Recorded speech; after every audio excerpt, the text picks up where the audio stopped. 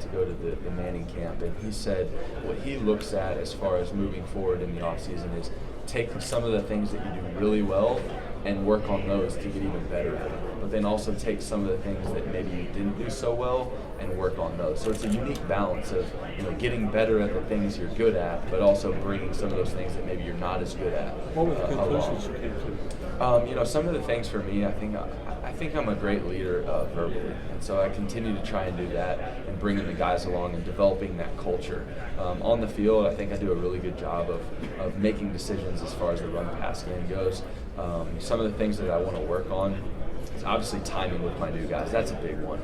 Coming into a new place, you got to develop that type of timing, and then also a brand new offense, getting down the ins and outs of that, deciding which plays that I want to run on which downs and distances, and then also what works with our guys. Was that this summer at the Manning camp or a different year? This was actually, I got that idea the first year I went, so I've been the last 3 summers. Trevor, what would you say to those who criticize the graduate transfer process and it's not meant to be free agency? You already have your degree, but it's supposed to be towards a legitimate area of study. So there has kind of been some negative talk about transfers in general, but also the grad transfer rule. And I don't know if any of y'all saw, but I kind of wrote something up on that idea a couple weeks ago, and it was simply that I think it's a situational thing. I think it's a case-by-case thing, and for me it was perfect. And I'm a huge proponent of it because of how it's worked out for me. And my reasoning behind that is I'm a guy that went to a school, and I never thought in a million years I'd be a transfer guy, but played a lot early on in my career and had a whole lot of fun. But I also did what I was supposed to do in the classroom. And when you're being recruited and you're a student athlete, coaches push to get your GPA up and get your degree. Well, I did all those things. I was a captain on the team, so I felt like I was doing things right there. Got to play a lot, and I got my degree. And so I did everything that they ever asked me to do. I just missed being on the field. And so got the opportunity to do that because I graduated with this grad transfer rule, and so I'm getting to play my senior season somewhere else. What happened to your game, in your opinion, I guess, after Alabama?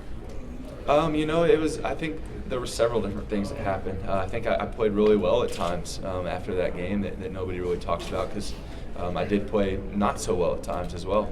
And there's a lot of things that can go into that. I think confidence is probably the most important. When you battle injuries and when you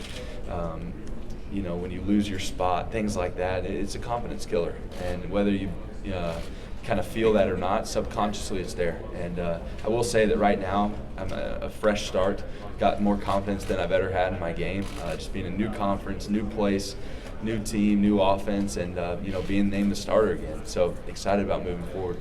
Trevor, what did you learn from that first game against Alabama going into this game this year? I think that we executed our game plan really well that game, and that's what it takes. Our coaches are always going to put us in a great opportunity to win.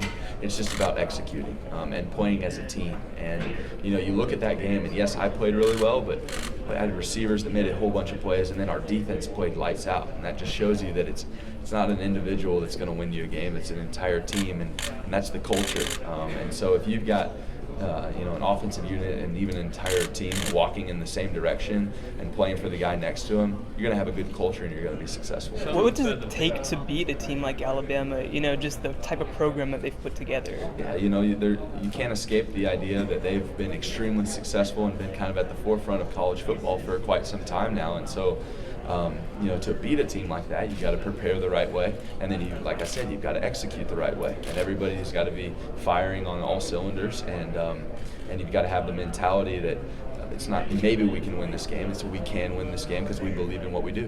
Do you think the level of competition will be any different going from the Big 12 to the SEC? I don't think so. I've played with against all the Big 12 teams, and then I've played against several SEC teams, and it's great football.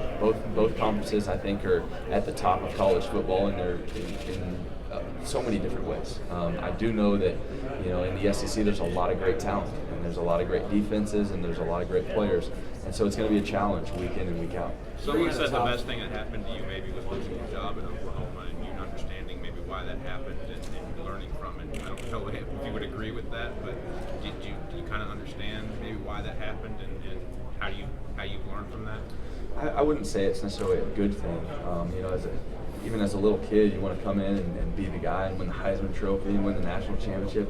That's the cookie cutter way to do it. But that's not life all the time, and that's not how life is off the field either. You're going to face some adversity at times, and it's just how you respond to it. And kind of going back to the whole grad transfer thing, this is giving me another opportunity to, put maybe some negativity in the past and move forward and start a new chapter.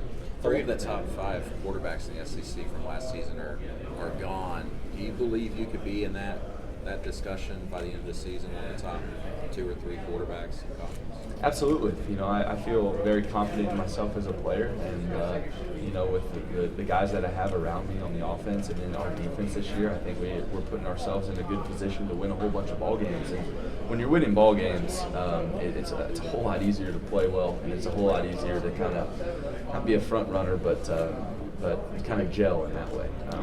And so I certainly think I have the ability to be one of those top guys. Do you believe being at A&M compared to Oklahoma gives you maybe in some sense a bigger stage as a quarterback considering the type of offense that they run? I run a really similar offense now that I ran with both Coach Josh Heupel, who's now at Missouri, and Coach Lincoln Riley. It's kind of a combination of the two, honestly. And so it's the same type of stuff. I don't think that separates it in any way that's just blaring. A lot of the coaches tend to bring players at SEC Media Days that can't really get asked the tough questions. What sort of confidence that Kevin Sumlin has in you that he brought you on an event like this, that you could possibly be asked some of the tougher questions like grad transfer policies and sort of your role in the offense? It means a whole lot to me that he has that trust in me, but we have a great relationship. I've been there for a semester now, and so we've had conversations that he knows who I am as a person. He knows how I handle things, and then also I've been to 2 Big 12 media days before, and so I think he just knows how I handle myself both on and off the field, and I couldn't be more thankful that he's given me the opportunity not only to play at Texas A&M but also to bring me along to this. Trevor, did you envision that you'd be asked to take on a leadership role as quickly as you did, and was it even maybe one of your plans, or did you want to kind of ease in, learn the playbook, do all that kind of stuff, then maybe tackle that? No, it's absolutely one of my plans. I'm a guy that is a fifth-year guy. I've got one go-round at it. I got a last year to play, and so it was a unique balance of stepping in and not acting like you're the guy right away, but also realizing, you've only got a year to do this. You got to, kind of make your way up to that level pretty quickly. And so, there's certain steps that you have to go to kind of ease into that role. You got to build your teammates' respect without stepping on any toes, and you got to be relational with guys, and then you've got to prove yourself on the field and in the weight room and things like that. So it was a unique balance, but the guys took to me really well, and it's been pretty cool. What did you wonder how many wanted to go to Haiti with you?